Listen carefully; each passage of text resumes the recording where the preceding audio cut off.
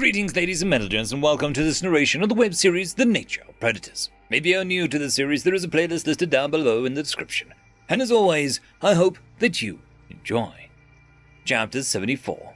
Memory transcription subject, Governor Tava of the Vendel Republic. Date, Standardized Human Time, November 28th, 2136.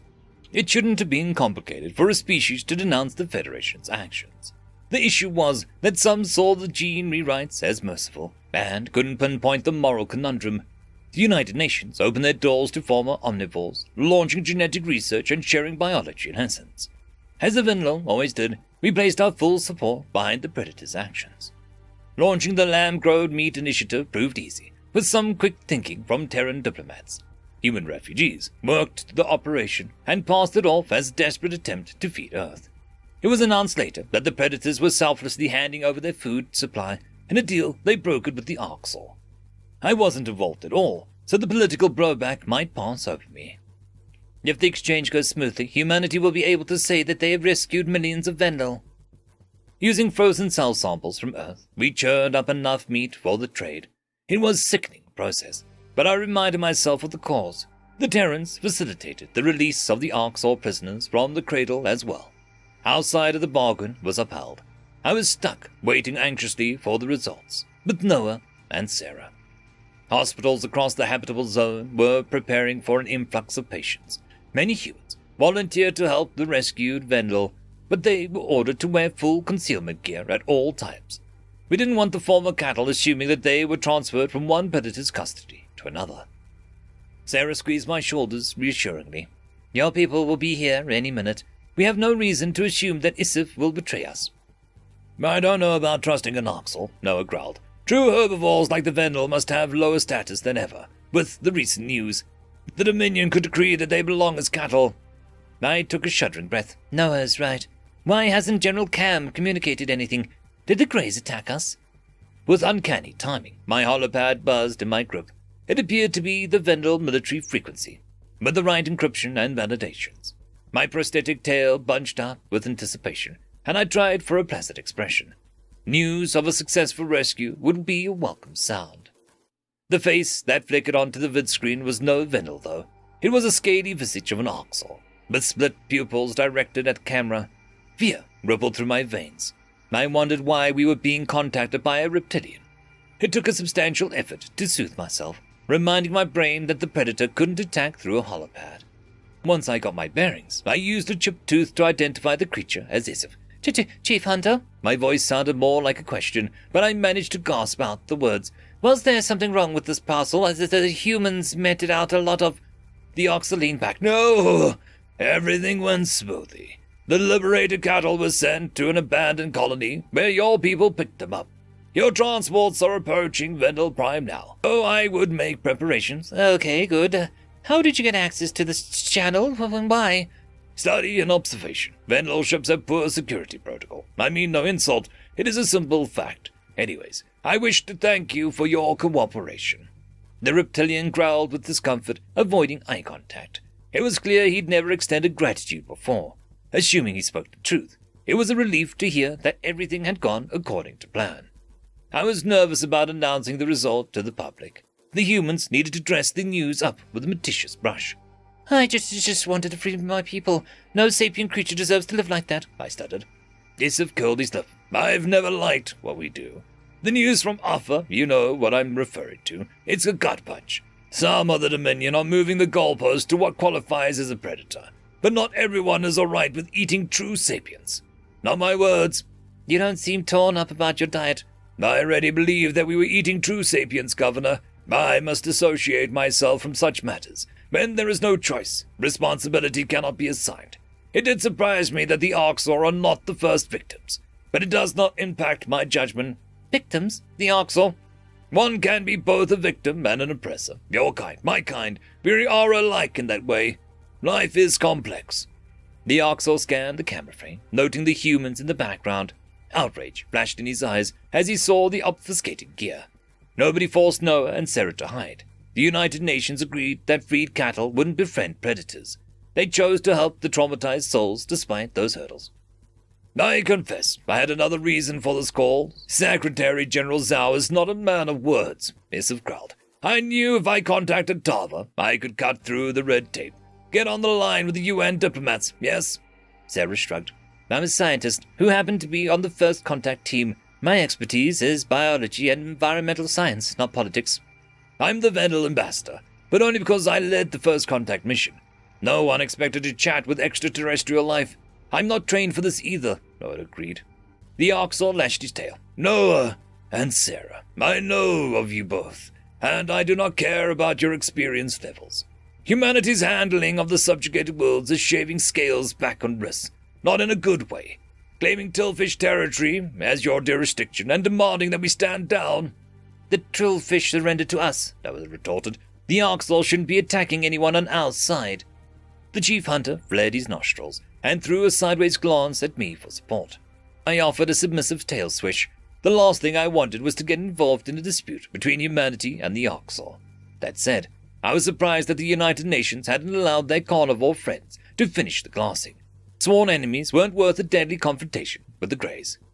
Isiv's eyes narrowed to intimidating slits. Let me restate the issue. I'm in charge of only one sector, and by taking Silas, you pissed off another chief hunter, one who's not as forgiving, charming, and flexible as myself. Noah jabbed a finger at the screen. Tell that commander conquering a surrendered state is a human way. We do things differently. Try again. I need a convincing reason not to ignore your tactless decree. We could finish the orbital campaign, regardless of human presence. For the life of me, I do not see a reason to spare someone who attempted your extinction. We should kill the Tillfish, and the Harken too.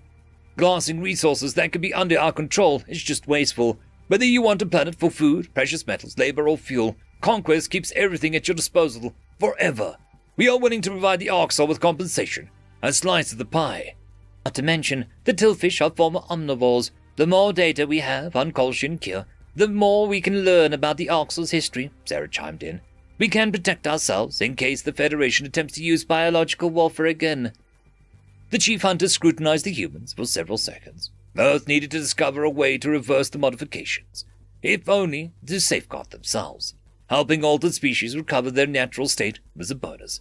Duly noted. I will convey your desire for a larger substantial catch, Isov said. Take care. Good luck with your rescue, Governor Tava. I flicked my tail. I look forward to our next conversation, Chief Hunter Isov. The Oxor ended the transmission, and I fell back into Noah's strong arms for comfort. With the cattle en route to the hospital, I had to pull myself together quickly. Anything that would shatter the impression of safety had to be concealed. The humans understood this program was about those poor souls, millions of them. We've never done anything on this scale. Reintegrating these broken Vendel might be more difficult than the exchange part. Multiple transports docked with the drop-off area of the hospital. Vendel medical professionals barked orders with an assertiveness that might have come from humans. Even the rescuees without visible injuries were brought to the hospital room for checkups and therapy. Noah and Sarah checked their gear as we heard gurneys running down the hallway. The Vendel pair that were rolled into our room were a sorry sight. Sympathy stabbed my heart. Their fur was mangy and matted, soot-colored from grime and cruel. Both their eyes were glassy, unresponsive to any stimuli. I could see brands torched to their necks, similar to the script I had seen on the Isiv's keyboard. Noah and Sarah rushed to lift each Vendel onto a bed. The first patient screamed at their touch. Predators flinched from the noise before massaging her neck with calming intent. They hoisted the rescue onto the mattress, affected by her pitiful bleats. The two Terrans fluffed the pillow and swaddled her in a blanket like a baby. You're safe now, Sarah whispered. We're coming right back. The humans walked to the other rescue assigned to us, a male. They made sure to approach head-on, forgetting that our peripheral vision was expansive. The Vendel shook as they picked him up, digging his claws into Sarah's hair. The Terran scientist disregarded the poking sensation and stroked his pinned back ears gently. This is home, Vendel Prime. We can reunite you with your families. Noah spoke in a higher voice than normal, trying to not growl. We're going to help you. Can you tell me your names? The male rescue shuddered. 1, 5. No, that's not your name. You're not a number. You're a person with hopes, dreams, and a future. I think I used to be called Glim. The Terrans tipped their heads, and Sarah scrawled the name on the bedside chart. She retrieved a water glass, tensing as the Glum lapped the liquid like an animal. I sprang into action, offering water to the female Vendel. She was rocking back and forth in the blankets, teary-eyed, sealed shut. It must be overwhelming to return to society after so long. I retrieved a brush and began to untangle her curly fur. It reminded me of how I used to comb my daughter's neck, while her father packed up her lunch for school. Forcing that memory away, I got to work on the testy knots. The rescued Vendel went stiff as a board, sinking back into the listless state. "You can rest if you want. You're safe, really," I murmured. Her eyes reflected the harsh, artificial light. "Ah, I know you, Vendel Ambassador Tava. I know you. Yes, I'm Tava. I'm the Homeworld Governor now. I'd love to hear your name." "Hi, C. We met. You probably don't remember. I ran the Vendel Museum of History. Used to ask you for Federation grants. Yes, that's right. It's like that was someone else." That did strike a faint recollection from my mind. Noah's breath hitched, belying his concern. Perhaps that was in reaction to her strained voice, which sounded raw from disuse. Her words lacked the warm cadence of a Vendel dialect. "Hey, Sai, I'm glad that we met again. That person was you, not anybody else," I said. "I'm sure the museum would love to have you back when you get better. You're going to get better." It was touching to see how patient the predators were, with empathy on par with my own. Sarah followed my example, untangling Grimm's pelt. A wash would do the two Vendel good, allowing them to feel sapient again. The Oxlaw had stripped these poor souls of their dignity, and a little grooming might return some normalcy. Noah knelt by Glim's bed, squeezing his paw gently. "What was your old profession, buddy? Maybe we can get you back into the field too. Dangerous. How I got captured," the Vendel stammered. "Colony work, I think." "We're starting our own colonies now. Sent out a few arc ships after. Never mind. Do you remember the specifics of your work? Preparing untamed areas for habitation. Extermination officer." The human ambassador jerked back, like Glim had struck him in the chin. Sarah paused at the brushing task and processed the new information. If this individual was someone who killed predators before his capture, there was no reason to think Arx or Mistreaton changed his stance. I could imagine Glim's absolute horror when he realized who he was speaking to. For a second I thought both humans were going to abandon the assignment. The two of them would feel uncomfortable, at best, caring for a predator killer. It would make sense if the Terrans requested to transfer, and found someone more suitable to work with. Noah took several deep breaths before rising to his full height. "Extermination officer, huh? That's a controversial profession these days," the human said. Glim squinted. "Controversial? Why?" "Oh, don't worry about it. We'll fill you in on recent events later, but there's no need to rush to your readjustment."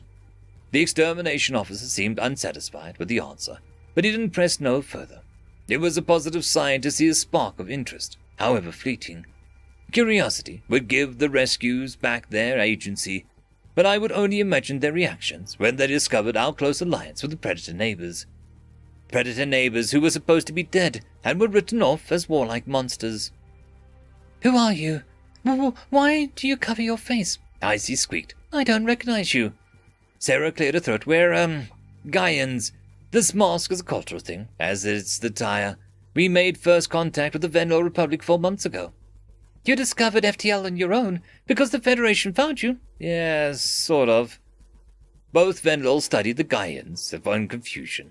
Any intelligent being would notice that pieces weren't adding up. As much as I wanted to welcome the former cattle back to our society, the humans presented a challenge. It was difficult enough for normal Republic citizens to tolerate our unique friends. I hoped the Terrans could find a way to keep the truth under wraps for the time being. End of chapter. I'd quickly like to thank the T5 channel members and patrons: Casper Arnholtz, Cam Maxwell, Lord Azrakal, Dragzoon W.R.E, Holly Sister, Ambrose Cattell, and Quantum Wednesday. Thank you very much.